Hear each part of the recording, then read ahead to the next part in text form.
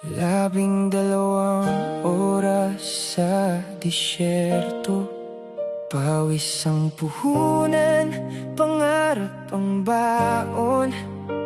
Habang tulog ang pamilya sa Pilipinas, may isang amang gising para sa kinabukasan.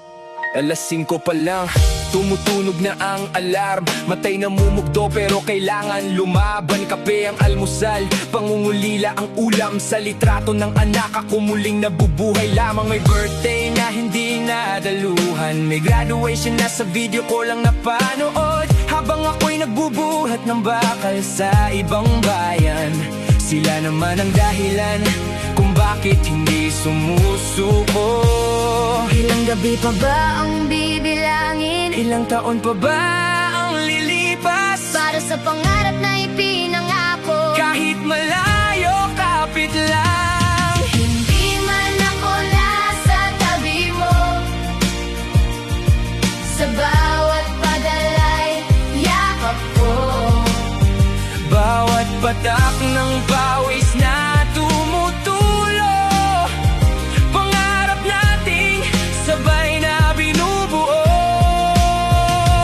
Kung sakaling mapagod ang puso At lumuha sa gitna ng trabaho, pikit mata, isipin mo. ay, may pamilyang naghihintay sa'yo. Yeah, sabi nila malaki raw ang kinikita, di nila alam magkano ang kapalit nito. Pasko, bagong taon, pati mga kaarawan, napalitan ng overtime at pagod na katawan. Sa social media, puro ngiti ang nakikita, pero sa likod nun may luhat, pangungulila. Kapag may sakit si bunso, tawag lang ang nagagawa. Ang hirap maging bayani kung malayo sa pamilya.